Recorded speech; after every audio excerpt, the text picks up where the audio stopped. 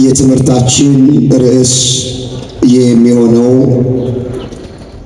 በሌሊት ወደ ኢየሱስ መጣ የሚል ይሆናል።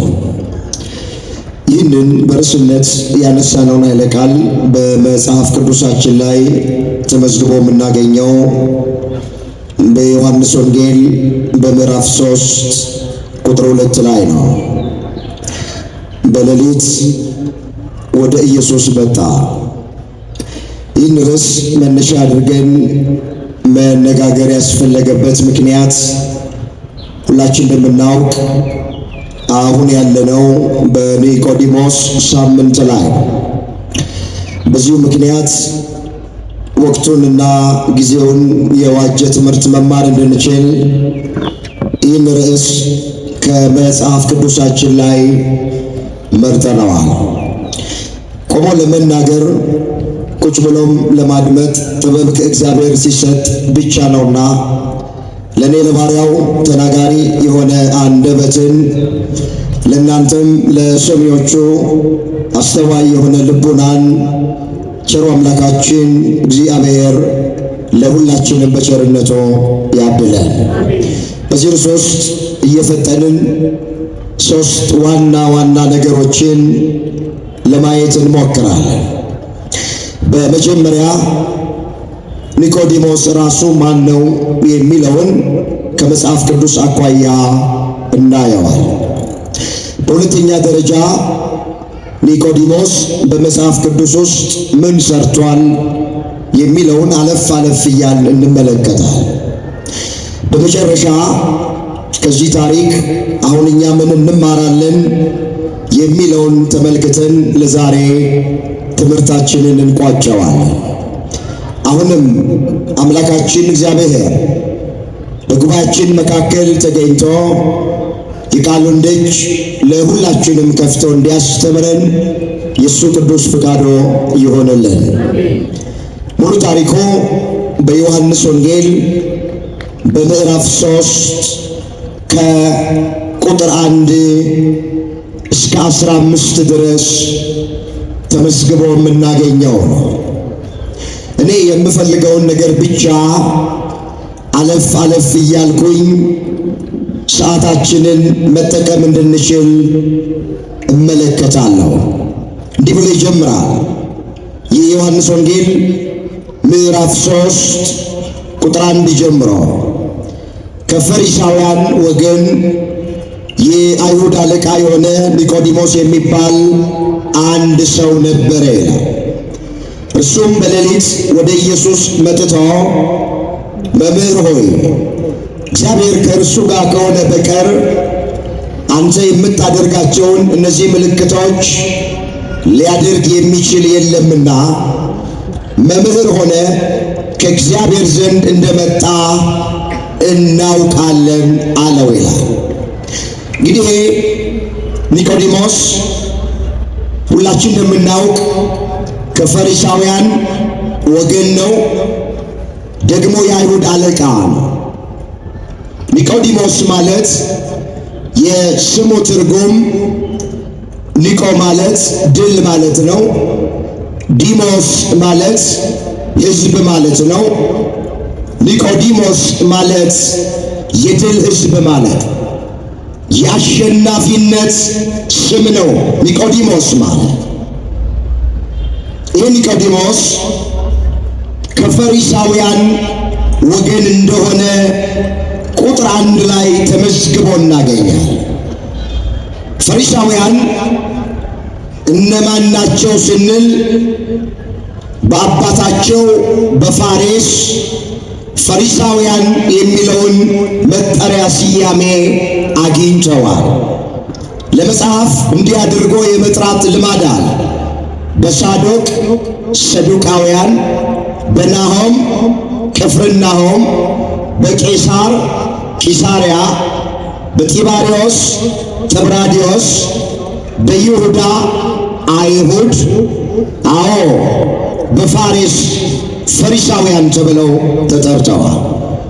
ፈሪሳውያን እነማን ናቸው ስንል መጽሐፍ ቅዱስ የምናነብ ሰዎች ስለ ፈሪሳውያን ማንነት ማወቅ ከፈለግን የማቴዎስ ወንጌል ምዕራፍ 23 ቁጥር 1 ጀምሮ እስከ ፍጻሜው ድረስ መመልከት እንችላለን። ፈሪሳዊ ማለት በሚገባችሁ ቋንቋ ግብዝ ማለት በውጪ ሲታዩ እንደ ጻድቅ እንደ ቅዱስ መንፈሳውያን መስለው የሚታዩ ናቸው ፈሪሳውያን። በውስጣቸው ግን ክፋት፣ ምቀኝነት፣ ተንኮል የሞላባቸው ማለት ነው።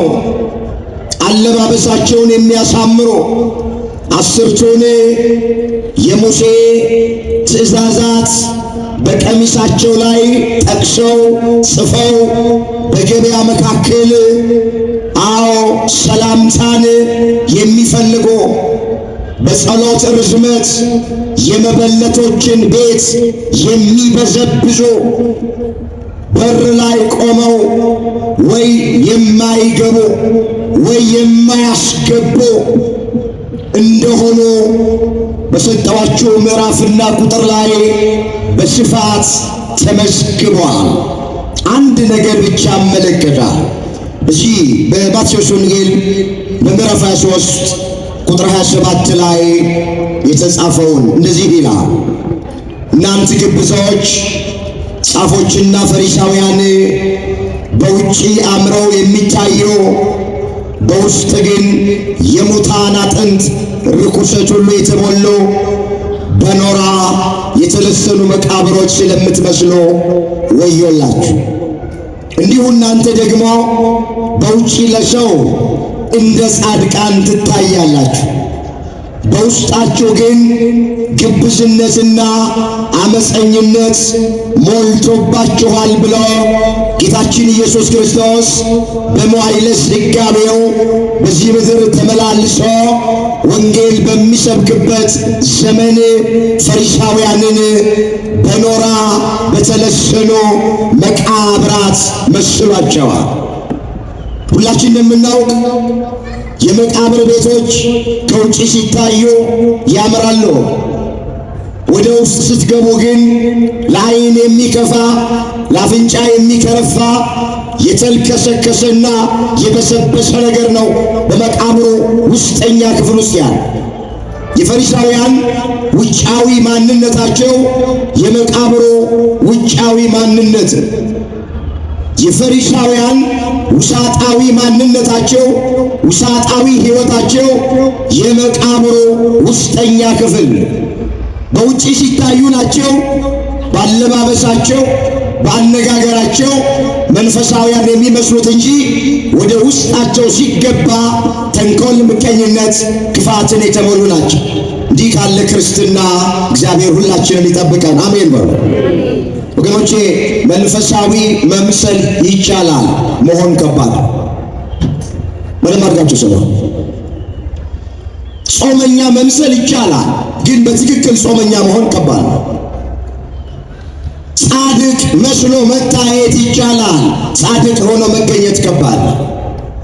ክርስቲያን መምሰል ይቻላል፣ ክርስቲያን ሆኖ መገኘት ከባድ ነው። አገልጋይ መስሎ መታየት ይቻላል፣ እውነተኛ አገልጋይ ሆኖ መገኘት ከባድ ነው። ዘማሪ መስሎ መታየት ይቻላል፣ እውነተኛ ዘማሪ ሆኖ መገኘት ሌላ ነው። ፈሪሳውያን በውጭ ሲታዩ መንፈሳውያን፣ ጻድቅ፣ ቅዱስ፣ እውነተኛ ይመስላሉ። በምን? በአነጋገርና በአለባበስ። ወደ ውስጣቸው ሲገባ ግን ማንነታቸው ሌላ ነው። እንዲህ ካለ የማስመሰል ሕይወት፣ የውሸት ሕይወት እግዚአብሔር ሁላችንን በቸርነቱ ይጠብቃል። መጽሐፍ ጽድቃችሁ ከፈሪሳውያንና ከሰዱቃውያን ጽድቅ ካልበለጠ ወደ መንግሥተ ሰማያት አትገቡም ተብሎ ተጽፏል። እስኪ ጽድቃችሁ በሉ። አልሰማኋቸውም። ጽድቃችሁ ከፈሪሳውያንና ከሰዱቃውያን ጽድቅ ካልበለጠ ወደ እግዚአብሔር መንግሥት አትገቡ። ምን አትሉ? በውጪ ብቻ አንገት እየደፋችሁ እየተቅለሰለሳችሁ አለባበሳችሁን እያሳመራችሁ እያቆላመጣችሁ እየተናገራችሁ ጾመኛ መስላችሁ እየታያችሁ ነገር ግን ውስጣችሁ ቅናት፣ ምቀኝነት፣ ተንኮል፣ ኃጢአት ከተሞላ ማለት ነው ወደ እግዚአብሔር መንግሥት አትገቡም። ወገኖቼ እኔ እናንተን እንደማያችሁ እግዚአብሔር አያችሁ። እኔ ፊታችሁን ነው ማየው፣ እግዚአብሔር ግን የማያችሁ ልባችሁን ነው።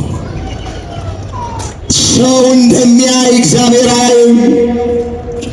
ሰው ፊትን ያያል፣ እግዚአብሔር ልብን ያያል። ፈሪሳውያን ከውጪ በጣም ጻድቅ ናቸው። በጣም አለባበሳቸው ልዩ ነው፣ ያምራል። ልብሳቸውን አስረዝመውት ጥምጥማቸውን ቆልለውት አስርቱን ትእዛዛት አትስረቅ፣ አትግደል፣ አታመንዝር የሚለውን ቀሚሳቸው ላይ ጠልፈውት አትስረቅ ብለው ጽፈው ይሰርቃሉ። ሌቦች ናቸው። አትዋሽ ብለው ጽፈው ይዋሻሉ። አትግደል እያሉ ንጹሕ ደም ያፈሳሉ። በቃ ክርስትናቸው አፋዊ ከውጭ ብቻ ነው። ከፈሪሳውያንና ከሰዱቃውያን እርሾ እግዚአብሔር ሁላችንን ይጠብቃል። አሜን። እንመለስ እንዳይሰፋብን። እንግዲህ ኒቆዲሞስ ከፈሪሳውያን ወገን ነው የሚለው፣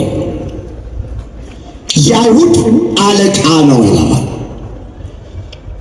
የቤተ ክርስቲያናችን መተርጉማን ሊቃውንት የአይሁድ አለቃ የተባለበትን ምክንያት ሶስት ነገሮችን አስቀምጠዋል። ስንት ነገር አልኳችሁ? ሶስት። የአይሁድ አለቃ የተባለበት ሶስት ነው። አንደኛው ስለ ስልጣኑ ስለ ሹመቱ አለቃ ይለዋል። ሁለተኛ ስለ ዕውቀቱ ሕገ ኦሪትን ጠንቅቆ የሚያውቅ የተማረ ስለሆነ ስለ ዕውቀቱ የአይሁድ አለቃ ይለዋል። ሶስተኛ ስለ ባለጠግነቱ ወይም ስለ ገንዘቡ ብዛት የአይሁድ አለቃ ይለዋል። እንዳትረሱ፣ የአይሁድ አለቃ የተባለበት ምክንያት ኒቆዲሞስ ሶስት ነው። አንዱ ስልጣን ነው፣ ሁለተኛ ዕውቀት ነው፣ ሶስተኛ ገንዘብ ነው፣ ባለጠግነት ነው። እነዚህ ሶስቱ ነገሮች በጣም ወሳኝ የሆኑ አገርን ለመምራት አገርን ለማስተዳደር ጭብጥ እርግጥ አድርጎ ለመግዛት አስፈላጊ የሆኑ ነገር ናቸው። ስልጣን፣ ገንዘብ፣ ዕውቀት በጣም መሰረታዊ ነገር ናቸው። አንድ ሰው እግዚአብሔር ካላደለው በስተቀር ሶስቱ ነገሮች በአንድ ጊዜ ሊስማሙለት አይችልም ወይም ሊያገኛቸው አይችልም። ስልጣንም፣ ዕውቀትም ገንዘብም አንድ ሰው ጋር ማግኘት በጣም ከባድ። ታውቃላችሁ፣ አንዳንዶች ዕውቀት አላቸው፣ ገንዘብ ግን የላቸው። አንዳንዶች ገንዘብ አላቸው፣ ዕውቀት ግን የላቸው። አንዳንዶች ስልጣን አላቸው፣ ዕውቀት ግን የላቸውም። ኒቆዲሞስ ሶስቱም ነገሮች አሉት። ገንዘብ እያላቸው እኮ በደንብ አድርገው ማካፈልና ማባዛት ማይችሉ በውክልና የሚሰሩ በውክልና ቼክ ላይ የሚፈርሙ ሰዎች አሉ። ገንዘብ ያለ ሁሉ ዕውቀት ላይኖረው ይችላል። ዕውቀት ያለ ሁሉ ገንዘብ ላይኖረው ይችላል። ኒቆዲሞስ ግን ገንዘብም ዕውቀትም ስልጣንም ያለው ሰው። እንግዲህ ሰው ነው በሌሊት ወደ ኢየሱስ ክርስቶስ መጣ። ርዕሳችን እሱ ነው። ምን ማለት ነው በሌሊት ወደ ኢየሱስ መጣ ማለት?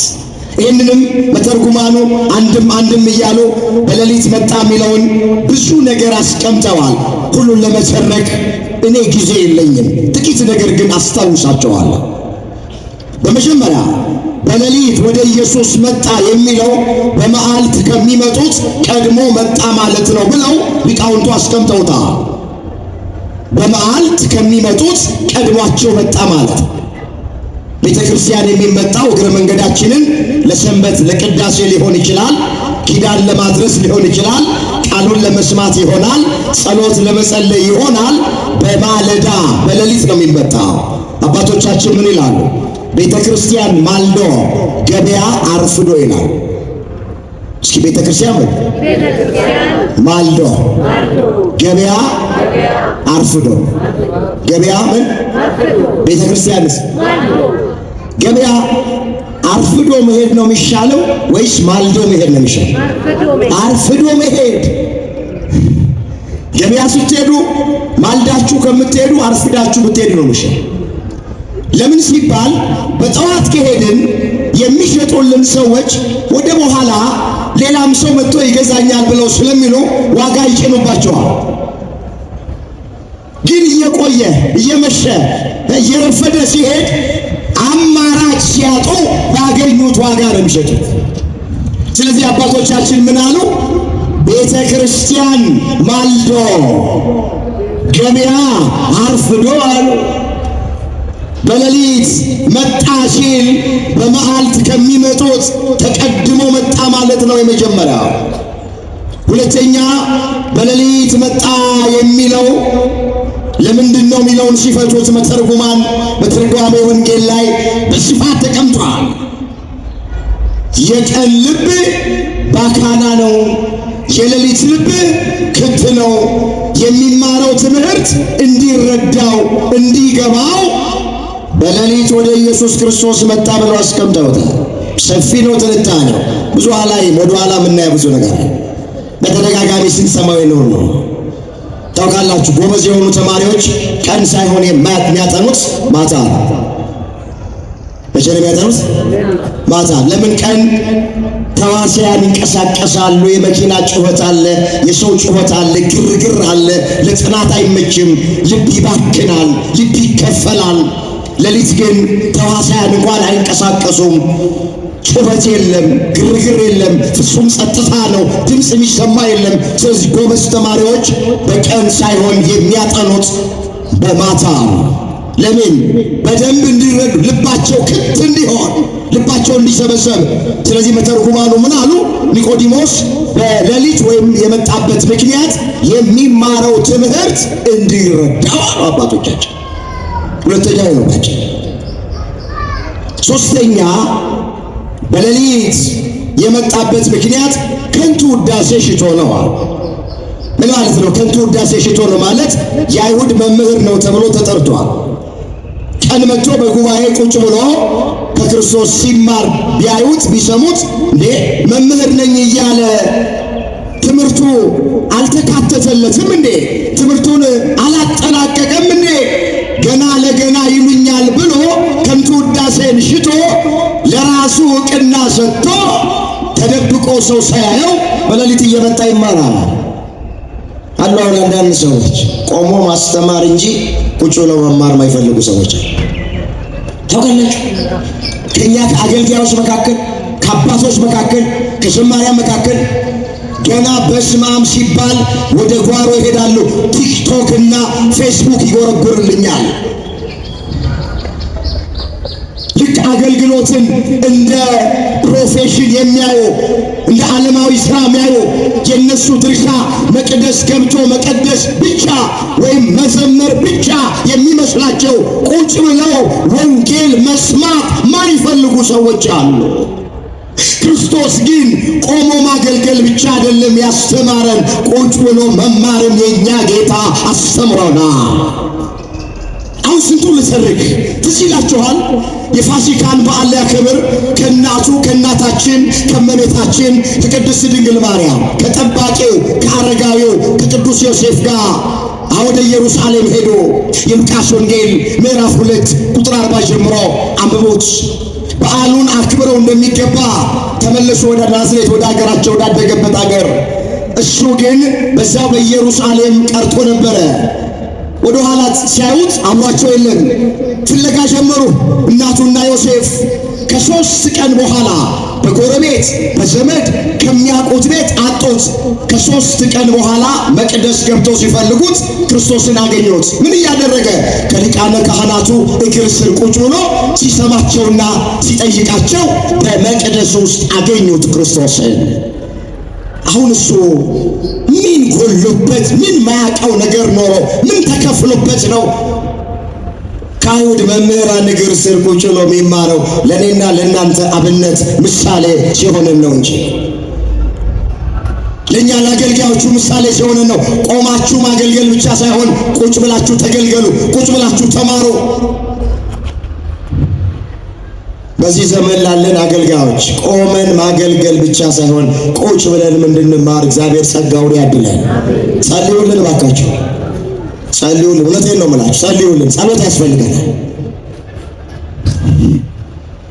እንመለስ።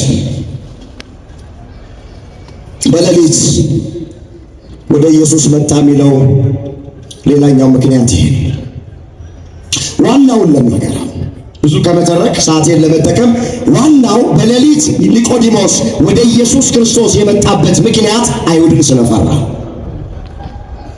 ማን ስለፈራ? አይሁድን ስለፈራ። ምን ያስፈራዋል ያሉ እንደሆነ አይሁድ ያወጡት አንድ አዋጅ አለ።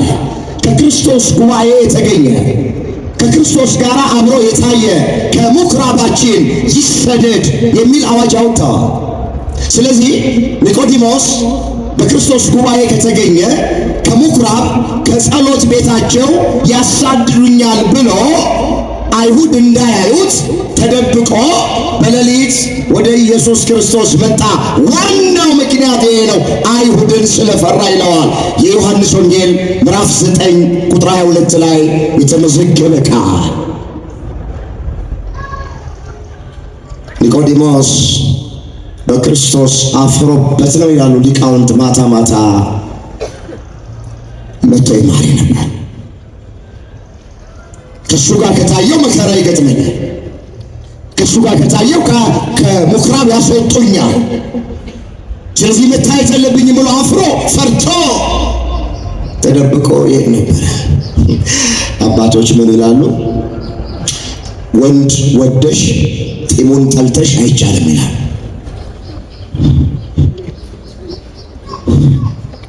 ወንድን ወዶ ጢሙን ጠልቶ አይቻልም። ክርስቶስን ወዶ መከራን ጠልቶ አይቻልም።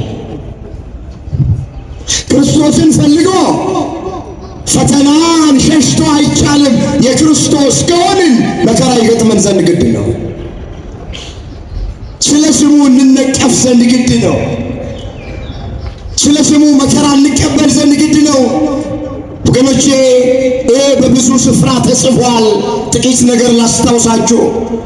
በማቴዎስ ወንጌል በምዕራፍ 24 ቁጥር 9 ላይ ስለ መጨረሻው ዘመን ምልክት ለደቀ መዛሙርቱ ሲነግራቸው ጌታችን ኢየሱስ ክርስቶስ እንደዚህ አለ፣ በዚያን ጊዜ ለመከራ አሳልፈው ይሰጧችኋል፣ ይገድሏችሁማል፣ ስለ ስሜም በአሕዛብ ሁሉ ዘንድ የተጠላችሁ ትሆናላችሁ አለ።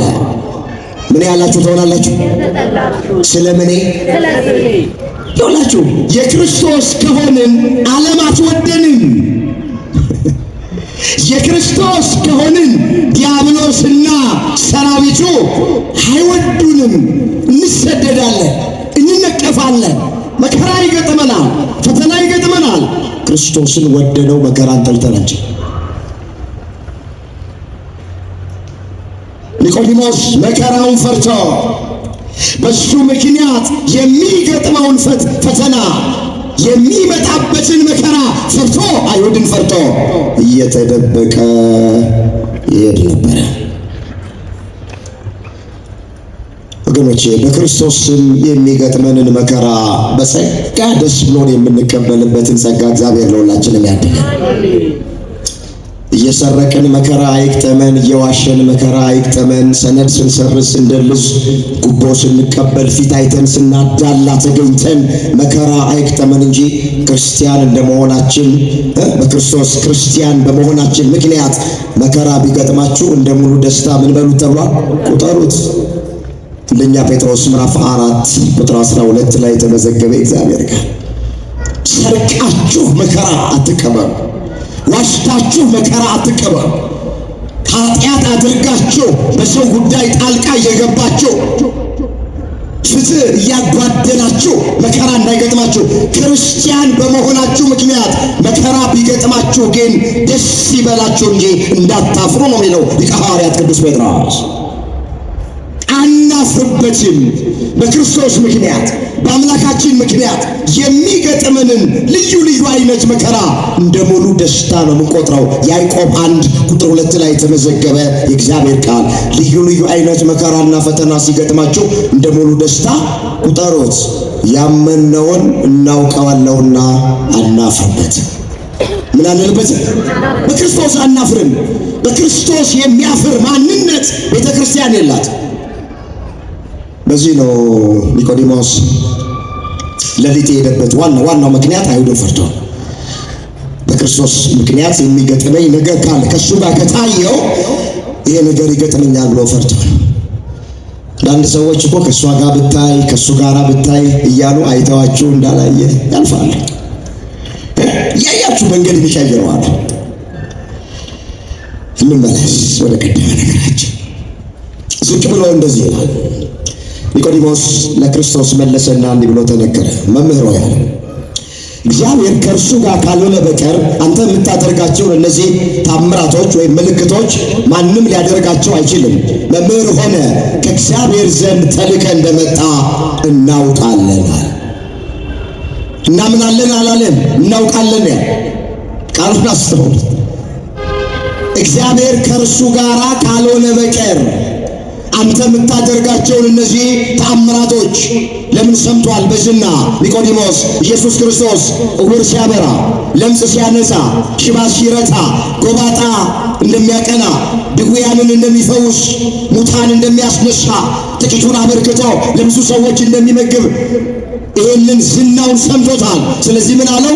እግዚአብሔር ከእርሱ ጋር ካልሆነ በቀር እግዚአብሔር ካረዳው በቀር አንተ የምታደርጋቸው እነዚህ ተአምራቶች ተራ የሆነ ሰው ሊያደርጋቸው አይችልም።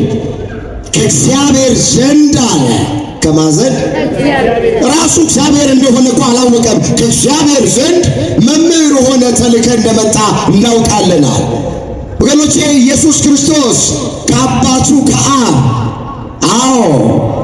ተከፍሎ ከሁለት አካል አንድ አካል ከሁለት ባህሪ አንድ ባህሪ ሆኖ ነው የመጣው። የእግዚአብሔር ልጅ እግዚአብሔር ነው ኢየሱስ ክርስቶስ። ይህንን ኒቆዲሞስ አላመንም። እናውቃለን መምህር ሆነ እንደመጣህ አለ። አምናለሁ አይደለም ያለው፣ አውቃለሁ ነው።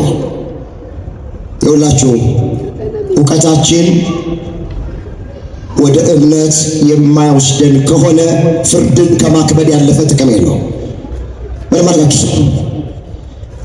መንፈሳዊ እውቀት ወደ እምነት እግዚአብሔርን ወደ ማመን የማያቀርበን ከሆነ እውቀት ብቻውን ከፍርድ አያድነን። በመጨረሻው ዘመን ምን ያህል ታውቃላችሁ ተብለን አይደለም የምንጠየቀው። ምን ያህል ሰርታችኋል፣ ምን ያህል አምናችኋል ተብለን የእምነትና የሥራ ጥያቄ እንጂ የእውቀት ጥያቄ መጨረሻ ላይ የለም። ይሄ ማለት እውቀት አያስፈልግም ማለት አይደለም። አልወጣንም። መጽሐፍ ምን ይላል? አባቶቻችን ካልተማሩ አያውቁ፣ ካላወቁ አይጸድቁ። እስኪ ካልተማሩ አያውቁ፣ ካላወቁ አይጸድቁ። ለማወቅ መማር ያስፈልጋል። ለመጽደቅም ማወቅ ያስፈልጋል። ግን አውቀን ወደ ጽድቅ ካልደረስን፣ አውቀን ወደ ማመን ካልደረስን፣ ካላመንን እውቀት ብቻውን ጥቅም የለው። የቤተ ክርስቲያኒቱን ትምህርት ብናውቅ ድጓውን፣ ጾመ ድጓውን፣ ዝማሬውን፣ መዋሥዕቱን፣ ብሉይን፣ አዲሱን ወገኖቼ ቅኔውን፣ ቅዳሴውን ስንቱን ልተርከው አውቀነው ይሄ እውቀት ወደ እምነት እግዚአብሔርን ወደ ማመን ማደርሰን ከሆነ እውቀት ብቻውን ጥቅም የለው። እግዚአብሔር አዋቂዎች ሳይሆን የሚያስደስቱት አማኞች ናቸው የሚያስደስቱት። እግዚአብሔር ሆነ ከአዋቂዎች ይልቅ በአማኞች ደስ ይለዋል። በማን ደስ ይለዋል? በአማኞች ደስ ይለዋል። በደንብ ራሳችን አዋቂዎች ወይስ አማኞች? እግዚአብሔር አማኞች ያድርገን። ዛሬ አዋቂ ሞልቷል ቤተክርስቲያን ውስጥ፣ አማኝ ነው። የሰው ልጅ ወደ ምድር ሲመጣ እምነትን ያገኝ ይሆን? አለ መጽሐፍ። አዋቂ ያገኘውን አይደለም። ሉቃስ 18 ቁጥር 8 ላይ የሰው ልጅ የተባለ የድንግል ማርያም ልጅ ኢየሱስ ክርስቶስ ወደ ምድር ሲመጣ አማኞችን ያገኝ ይሆን? እሱ የሚፈልገው አማኞች ነው። ምንማረው ለእውቀት ሳይሆን ለሕይወትና ለእምነት ነው። እግዚአብሔር የምንሰማውን ቃል ለእምነት ያድርግልን። እንመለስ። መምህር ሆነ ከእግዚአብሔር ዘንድ ተልከህ እንደመጣ እናውቃለን አለው። ልክ ብለሃል አላለውም። ኢየሱስ ክርስቶስ ወደሚፈልገው ነገር በቀጥታ ገባ። እውነት እውነት እልሃለሁ ሰው ዳግመኛ ካልተወለደ በቀር የእግዚአብሔር መንግሥት ሊያያት አይችልም። ኒቆዲሞስ ከላይ ታምራቱን እያደነቀ ትምህርቱን እያደነቀ ነው ያወራው። ቅድም እንደተረከ አቤት ታምራት አቤት ትምህርት ይላል። ክርስቶስ ግን ምን አለው? አቤት ታምር አቤት ትምህርት በማለት የእግዚአብሔር መንግሥት አትወረስም። የእግዚአብሔር መንግሥት መውረስ ከፈለግ ዳግመኛ ልትወለድ ያስፈልጋል። አሁን አድናቂ ሞልቷል። አቤት የዛሬው ትምህርት ትለኛለች። አቤት የዛ አወረደው። የቀረው ነገር የለም። ቤተ መንግሥቱን ጨፈጨፈው። ቤተ ክህነቱን ጨፈጨፈው። ታውቃላችሁ እንደዚህ አይነት ሰዎች እንዳሉ ታውቃላችሁ። አድናቂዎች ብቻ፣ ቲፎዞ ብቻ፣ በሕይወታቸው ለውጥ የሌለባቸው፣ ንስሐ ማይገቡ፣ ማይቆርቡ፣ ከአሕዛብ ማንነት ውስጥ የማይወጡ አቤት ገሌ ሲያስተምር አቤት ገሌ ሲሰብክ እያሉ ሁልጊዜ እያደነቁ እያጨበጨቡ የሚኖሩ በሕይወታቸው ላይ ለውጥ የሌለባቸው ሰዎች አሉ። ይህ ጥቅም የለው። እውነቱን መነጋገር ያስፈልጋል። ይሄ ጥቅም የለውም። ክርስቶስ ኒቆዲሞስን ይሄን ያህል አቤት ታምር አቤት ትምህርት በማለት የእግዚአብሔር መንግሥት አትወረስም። ኒቆዲሞስ የእግዚአብሔር መንግሥት መውረስ ከፈለግ ዳግመኛ ተወለድ። ዳግመኛ ምን በል? ተወለድ። ከዛሬ ከቀበት ኒቆዲሞስ እንዲህም አለ በልቡ፣ ሰው ከሸመገለ በኋላ ዳግመኛ እንዴት ሊወለድ ይችላል? ወደ አባቱ አብራክ ወደ እናቱ ማህፀን ገብቶ ነው የሚወለደው አለ። ልብ ያመላለሰውን ኩላሊት ያጤሰውን የሚያውቅ የኛ ጌታ ልደቱን ነግሮት መወለጃውን አልነገረውም ነበርና አሁን መወለጃውን ነገረው። እውነት እውነት እልሃለሁ ሰው ከውሃና ከመንፈስ ዳግመኛ ካልተወለደ በቀር ወደ እግዚአብሔር መንግሥት ሊገባ አይችልም። እስኪ ሰው ከውሃና ከመንፈስ ዳግመኛ ካልተወለደ በቀር ወደ እግዚአብሔር መንግሥት ሊገባ አይችልም። ከምንና ከምን? ይሄ ስለ ምስጢረ ጥምቀት ለማታው ተማሪ ክርስቶስ አስረግጦ ያስተማረበት የመጽሐፍ ቅዱስ ነው። ውሃ ያለው ጥምቀትን ነው። መንፈስ ያለው እግዚአብሔር መንፈስ ቅዱስ ነው። ሰው ከውሃ ከጥምቀት ከመንፈስ ከእግዚአብሔር መንፈስ ቅዱስ ዳግም ካልተወለደ በቀር ወደ እግዚአብሔር መንግሥት ሊገባ አይችልም። ስለ ምስጢረ ጥምቀት ነው ነገር ለቀን ተማሪዎች ያልነገረውን ትልቅ ምስጢር ለማታው ተማሪ ለኒቆዲሞስ ኢየሱስ ክርስቶስ ነገረው፣ ገለጠለት።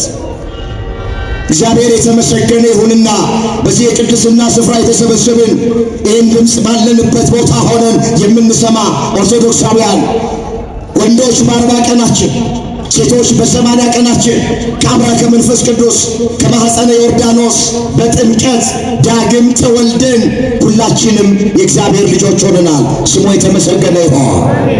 የማን ልጆች ናቸው? በጥምቀት የእግዚአብሔር ልጆች ሆነናል። በእምነት የእግዚአብሔር ልጆች ሆነናል።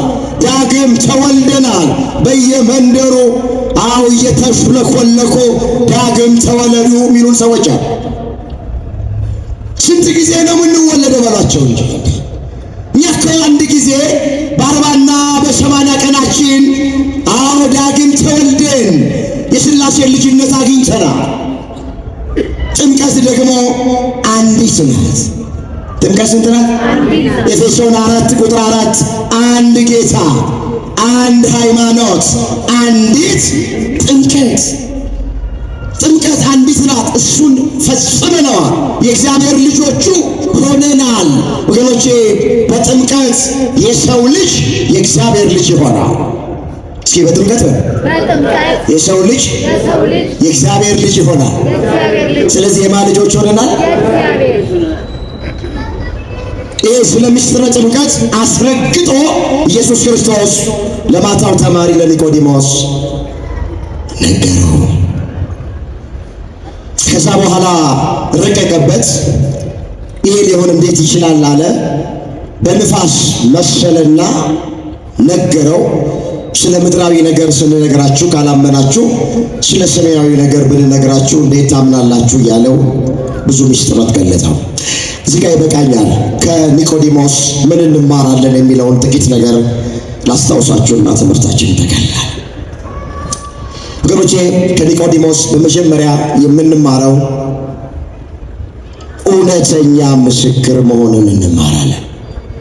እውነተኛ ምን? እውነተኛ ምስክር። ይሄ የማታ ተማሪ ታውቃላችሁ የቀን መስካሪ ሆኗል። በአንድ ስፍራ ላይ የቀን ተማሪዎች በሙሉ በሸሹ ጊዜ፣ የቀን ተማሪዎች በሙሉ ለክርስቶስ ጀርባቸውን በሰጡ ጊዜ፣ ዝም ባሉ ጊዜ፣ አፋቸው በተለጎመ ጊዜ፣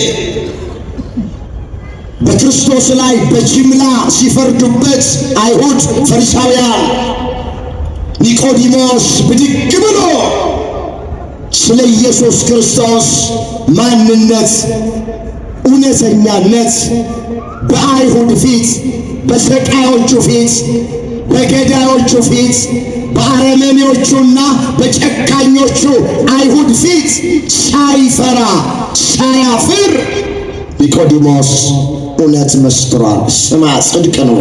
ኒቆዲሞስ የእውነት ምስክር ነው። ይህ ታሪክ በዮሐንስ ወንጌል በምዕራፍ 7 ቁጥር 50 ላይ ተመዝግቧል።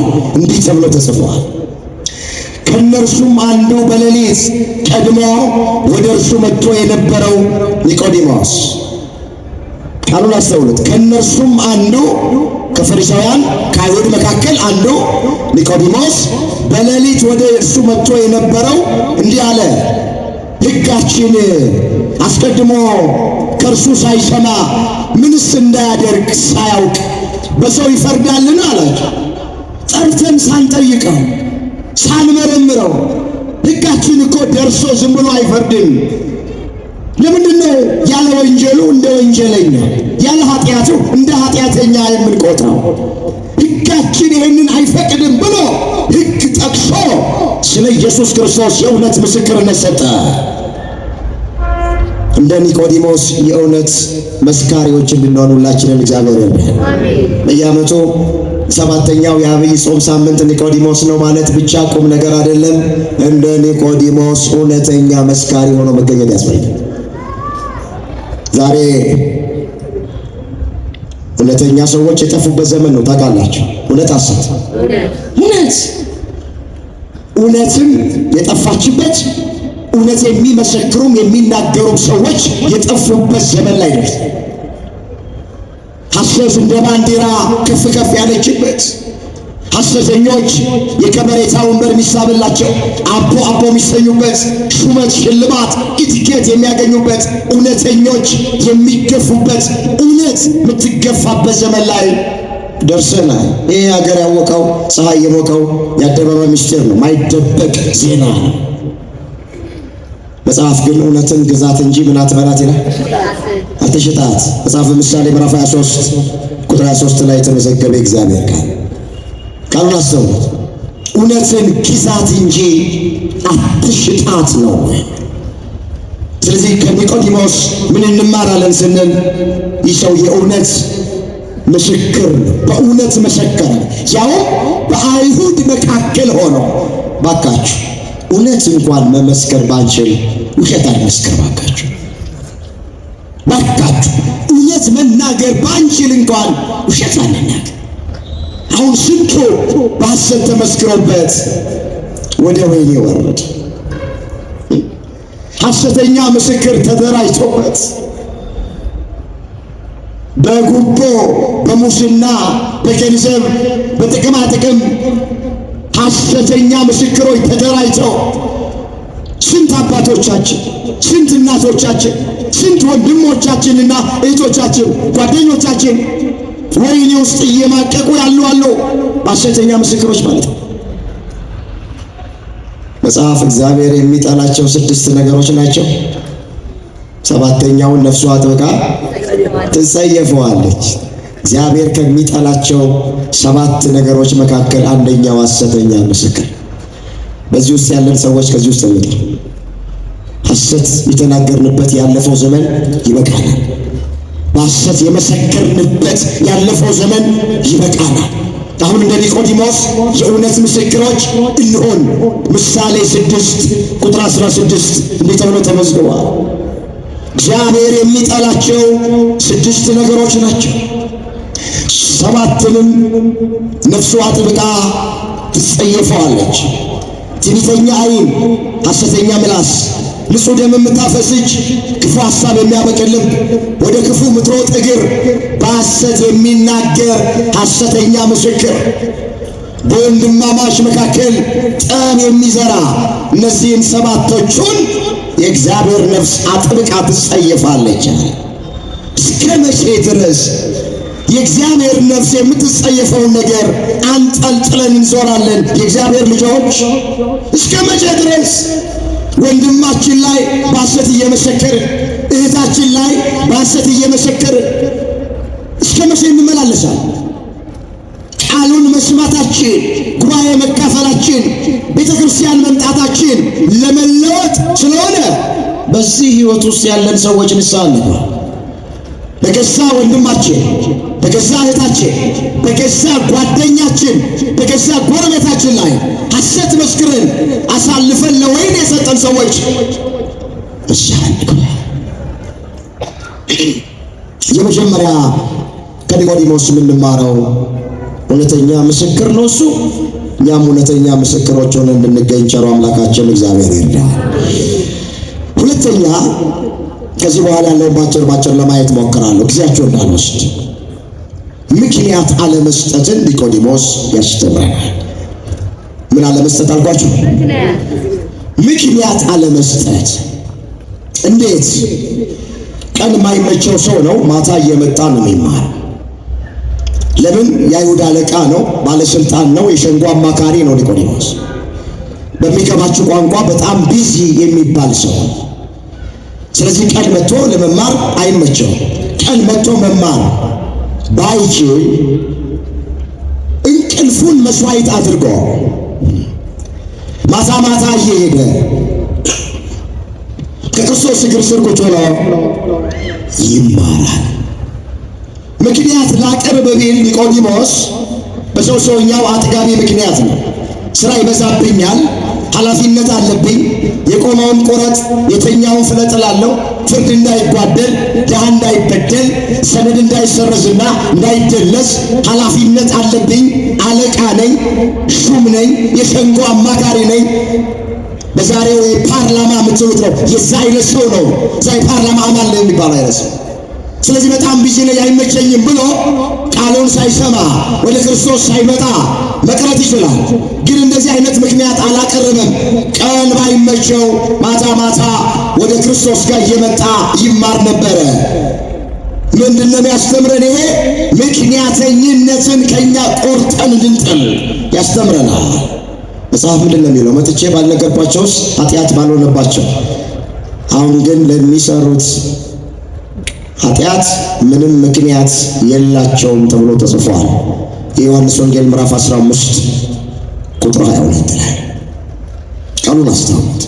መጥቼ ባልነገርኳቸውስ ኃጢአት ባልሆነባቸው ነበረ። ነገር ግን ከዚህ በኋላ ለሚሰሩት ኃጢአት ምክንያት ምላሽ የላቸውም ነው የሚለው መጽሐፍ። አሁን ብዙ ሰው ለምንድን ነው ማትጾመው ሲባል የማይጾምበትን ምክንያት ያቀርባል። ለምንድን ነው ማታስቀድሰው ጾመ ሲባል የማያስቀድስበትን ምክንያት ያቀርባል። ለምንድን ነው ማትቆርበው ሲባል የማይቆርብበትን ምክንያት ያቀርባል። ለምንድን ነው ንስሐ ያልገባኸው ሲባል ንስሐ ያልገባበትን ምክንያት ያቀርባል። ለምንድን ነው ጉባኤ ማትካፈለው የእግዚአብሔርን ቃል ማሰማው ሲባል ቃሉን የማይሰማበት ቤተክርስቲያን ማይመጣበትን ምክንያት ያቀርባል። አስራት በኩራት ለምን አታወጣም ሲባል አስራት በኩራቱን የማያወጣበትን ምክንያት ያቀርባል። ወገኖቼ ለምን እንደማንጾም የምናቀርበው ምክንያት አይደለም የሚጠቅመን፣ መጾማችን ነው የሚጠቅመን። ለምን ውዳሴ ማርያም መጸለያችን ማቋረጣችን የምናቀርበው ምክንያት አይጠቅመንም፣ ጸሎት መጸለያችን ነው የሚጠቅመን። ለምን እንደማናስቀድስ የምናቀርበው ምክንያት አይደለም የሚጠቅመን፣ ማስቀደሳችን ነው የሚጠቅመን። ለምን ንስሐ እንዳልገባ ምናቀርበው ምክንያት አይደለም የሚጠቅመን፣ ንስሐ መግባታችን ነው የሚጠቅመን። ቅዱስ ሥጋውን ክቡር ደሙን ለምን እንዳልተቀበልን ምናቀርበው ምክንያት አይደለም የሚጠቅመን ምክንያቱን ትተን መቆማችን ነው የሚጠቅመን። ብዙ ሰው ምክንያተኛ ነው። ባል በሚስቱ ሚስት በባል ለምንድነው ማትቆረው ሲባል እሱን አስተምሩልኝ ትላል። እሱ ፈቃደኛ ከሆነ እኔ ለመቀበል ዝግጁ ነኝ። አንዳንድ ሚስቶች ባሎቻቸውን ምክንያት አድርገው ሳይቆርቡ ቁጭ ብለዋል። አንዳንድ ባሎች እሷን አስተምሩልኝ አባ፣ እሷን ገስጹልኝ፣ እሷን ምከሩልኝ፣ እሷ ፈቃደኛ ከሆነች ነገ ጠዋት ሄጄ ይቀበላል ብሎ አንዳንድ ባሎች ሚስቶቻቸውን ላለመቀበላቸው ምክንያት አድርገው የተቀመጡ ሰዎች ይኸውላችሁ። የምናቀርበው ምክንያት በእግዚአብሔር ዘንድ ይኸውላችሁ አጥጋቢ የሚባል ምክንያት የለም። እግዚአብሔር ምክንያትን ቢቀበል ኖሮ አዳም ያቀረበው ምክንያት አጥጋቢ ነበር። ለምንድን ነው የጸበለስን ፍሬ ቆርጠህ የበላኸው ሲባል ረዳት እንድትሆን አጋዥ እንድትሆን ሚስት እንድትሆን የሰጠኝ ሔዋን እሷ አሳስታኝ በላሁ እንጂ መብላት አልፈልግም ነበር አለ። ጥሩ ምክንያት ነው ያቀረብከው፣ አትቀጣም ብሎ አላለፈውም። ሔዋንም ስትጠየቅ ምክንያት ያቀረበችው ሔዋንም ያቀረበችው ምክንያት ተቀባይነት በእግዚአብሔር ዘንድ አላገኘም። ሔዋንም ተረገመች። በወለድሽ ጊዜ ምጥሽን ጋርሽን አበዛዋለሁ፣ በጭንቅ እያማጠሽ ትወልጃለሽ፣ እንደገና ፍቃድሽ ወደ ባልሽ ይሆናል። አዳም አትብላ ያልኩህን የዕፀ በለስ ፍሬ ቆርጠህ ስለበላ አፈር ነህና ወደ አፈር ትመለሳለህ። እባብም ተረገመ፣ አዳምም ተረገመ፣ ሔዋንም ተረገመች፣ ምድሪቱም ተረገመች። እሾህና አማኬላ ይብቀልብሽ አለ። ሁሉም ምክንያት አቀረበው፣ ከመረገም አልዳኑ። ኦርቶዶክሳውያን ምክንያተኝነትን እናርቅ። ይበቃናል። ምክንያት እያቀረብን ከንስሐ የራቅንበት ያለፈው ዘመን ይበቃናል። ምክንያት እያቀረብን ከቅዳሴው የራቅንበት ያለፈው ዘመን ከተጣላነው ጋራ ለምን እንደማንታረቅ የምናቀርበው ምክንያት አይጠቅመንም። በደንብ ስሙኝ፣ የሚጠቅመን ከተጣላነው ጋራ መታረቅ። እውነት አሰብ ትንሽ ይመራችኋል፣ ቢመራችሁም ዋጦት። ባጭሩ ምክንያት አያድነንም፣ ምክንያት አይጠቅመንም። በእግዚአብሔር ዘንድ አጥጋቢ ምክንያት የሚባል የለም። መጥቼ ባልነገርኳቸውስ ኃጢአት ባልሆነባቸው፣ አሁን ግን ለሚሰሩት ኃጢአት ምክንያት የላቸውም፣ ምክንያት የላቸውም። የእግዚአብሔር ቃል እናስቀድስ፣ እንጸልይ፣ ንስሐ እንግባ፣ ቅዱስ ሥጋውን ክቡር ደሙን እንቀበል፣ እንታረቅ። የፍቅር ሰው ነው። በአስራት በኩራታችን እንታመን፣ ምክንያት ከኛ እናርቅ። ኒቆዲሞስ ይህን ያስተምረናል። ሶስተኛና የመጨረሻውን አይቼ ትምህርት ይተካል።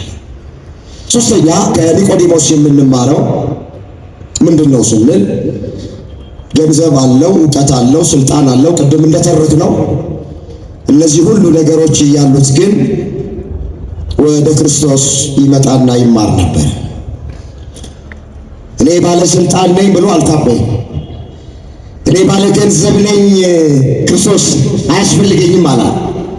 እኔ ባለ እውቀት ነኝ ሕገ ኦሪትን ጠንቅቄ ማቅ ምሁረ ኦሪት ነኝ እኔ ብሎ አልተመጻደቀም፣ አልታበየም፣ ራሱን ከፍ ከፍ አላደረገም። ሁሉ ነገር እያለው ከክርስቶስ እግር ስር ቁጭ ብሎ ይማራል። ሀብቱ ከክርስቶስ አላረቀው፣ እውቀቱ ከክርስቶስ አለየው፣ ያለው ነገር ከእግዚአብሔር አለየው። ብዙዎቻችን እኮ ገንዘብ ሳይኖረን የእግዚአብሔር ነን፣ ገንዘብ ስናገኝ ግን ለእግዚአብሔር ጀርባችንን እንሰጥ እኮ ነን። ስልጣን በሌላቸው ጊዜ መንፈሳዊ የነበሩ አስቀዳሽ የነበሩ ጾመኛና ጸሎተኛ ነበሩ። ስልጣን ወንበር ላይ ሲመጡ ሃይማኖታቸውን ርግፍ አድርገው ትተው እንደውም የቤተ ክርስቲያን ጠላት ሆነው ቁጭ። ይህን አይደል እንደ አይናችን እያያል ይህን አይደል ልጆች ይውላት አንቻልም። እኛ ኒቆዲሞስ የሚገርም ሰው ነው። ሁሉ አለው። እኛ እንዲኖረን የምንፈልገው ነገር አለው። ገንዘብ አይደል እንዲኖረን የምንፈልገው ብዙዎቻችን፣ ስልጣን አይደለም፣ እውቀት አይደለም። ነገርኳችሁ እኮ ሶስቱም አለው። ሶስቱም እያለው ከክርስቶስ አልተለየም። ያለው ነገር ከእግዚአብሔር አልለየም። ባካችሁ ስልጣን ከእግዚአብሔር አይለየን። እውቀታችን ከቤተ ክርስቲያን አይለየን። ገንዘባችን ከጉባኤ አይለየን። አንዳንድ ሰው እንጀራ እስኪያገኝ ድረስ ነው እግዚአብሔር የሚፈልገው። ስራ ያጣው ስራ እስኪያገኝ፣ ትዳር ያጣው ትዳር እስኪያገኝ፣ ልጅ ያጣው ልጅ እስኪያገኝ፣ የሆነስ የጎደለበት ነገር እስኪሞላለት ድረስ እግዚአብሔር እግዚአብሔር እግዚአብሔር ይላል። ጥያቄው ሲመለስ እንባው ሲታበስ የጎደለው ሲሞላለት የለም። ያለን ነገር ከእግዚአብሔር እንዳይለየን እግዚአብሔር ሁላችንን በቸርነቱ ይጠብቃል። በሙላትም በጉድለትም በማግኘትም በማጣት በከፍታም በዝቅታም ስንሾምም ስንሻርም ሁልጊዜ ከእግዚአብሔር ጋር እንድንኖር አምላካችን እግዚአብሔር ሁላችንን ይርዳ። ሐዋርያው ቅዱስ ጳውሎስ ይህን ስለ ጉድለት አልልም፣ የምኖርበት ኑሮ ይበቃኛል ማለትም ተምሬያለሁ። ማግኘትን እንደሆነ አውቃለሁ፣ ማጣትንም አውቃለሁ። መጉደልን አውቃለሁ፣ መሙላትን አውቃለሁ። ሐዘንን አውቃለሁ፣ ደስታን አውቃለሁ። ኃይልን በሚሰጠኝ በክርስቶስ ሁሉን እችለዋለሁ ብሎ ተናግሯል። እዛ ፊልጵስዩስ ምዕራፍ 4 ቁጥር 11 ላይ የተመዘገበ እግዚአብሔር ግን እስኪ የመጨረሻ ቃላችንን በህብረት እንበለውና እንጠቅልለው። ይህንን በሉ እስኪ። ስለ ጉድለት አልልም፣ የምኖርበት ኑሮ ይበቃኛል ማለትን ተምሬያለሁ። ማግኘትን አውቀዋለሁ፣ ማጣትንም አውቀዋለሁ። መጉደልን አውቀዋለሁ፣ መሙላትንም አውቀዋለሁ። ሐዘንን አውቃለሁ፣ ደስታንም አውቃለሁ። ኃይልን በሚሰጠኝ በክርስቶስ ሁሉን እችለዋለሁ። ክርስትና ማለት ይሄ ነው። በሙላትም በጉድለትም በሐዘንም በደስታም ስንከብርም ስንዋረድም ከክርስቶስ ጋር መሆን። ሲጎል ቤተ ክርስቲያን መጥተን ዮሐንስ ዮሐንስ፣ ማርቆስ ማርቆስ፣ ቅዱስ ማርቆስ ሲሞላ ወደ ሌላ ወደ ዓለም፣ ጤና ስናጣ እግዚአብሔርን እየፈለግን፣ ጤና ስናገኝ ወደ ዓለም፣ ስራ ስናጣ ቤተ ክርስቲያን፣ ስራ ሲሰጠን ወደ ዓለም፣ ስንሻር ቤተ ክርስቲያን፣ ስንሾም በዓለም። የብዙ ሰው ጠባይ ነው። ለዚህ ነው አንዳንድ ጊዜ እግዚአብሔር የለመነውን ሁሉም አይሰጠን፣ ኩራታችንን ስለማይችለው። እኛ አሁን ምንቻለን እግዚአብሔር ችሎን እንጂ አንዳንዶቻችን እውነቴን ነው የምላቸው እግዚአብሔር አድርግልኝ የምንለውን ሁሉ ማያደርግልን ኩራታችንን አይችለውም። እኛ አሁን የደሞዝ ቀንና ከደሞዝ ውጭ አካሄዳችን አንድ ነው። እንኳን ዘንቦብሽ ድሮም ጤዛነሽ። ስለዚህ እግዚአብሔር ሁሉ ጊዜ የሚመለክ አምላክ ይበቃናል። በሌሊት ወደ ኢየሱስ መጣ። እንግዲህ አገር በሌሊት ላይ ነው ያለችው፣ ቤተ ክርስቲያን ሌሊት ላይ ነው ያየችው። ወገኖቻችን አንዳንዶቹ ሌሊት ላይ ነው ያሉት። ሌሊት የሚለው በቁሙ የሌሊቱን አይደለም መከራ ላይ ነው ያለ ነውና ሌሊቱን ያሳልፍልን እግዚአብሔር፣ ብርሃኑን ያምጣልን። ለሀገራችን እግዚአብሔር ያንጋላት፣ ብርሃን ያውጣላት ክርስቶስ። ታገሱ፣ ሌሊቱ ያልፋል። ሌሊቱ ምን ይላል? ያልፋል። ይበቃናል። ያስተማረን የመከረን የገሰጸን የአባቶቻችን አምላክ እግዚአብሔር ስሙ የተመሰገነ ይሁን። ድንግል ማርያም ጣዕሟን በአንደበታችን ፍቅሯን በልባችን ትሳልብን። በዛሬው ቀን በቤተ ክርስቲያናችን መታሰቢያቸው ከሚደረግላቸው ቅዱሳን አባቶቻችን ሁሉ በረከት ያሳትፈን። የሁላችንን መጨረሻ እግዚአብሔር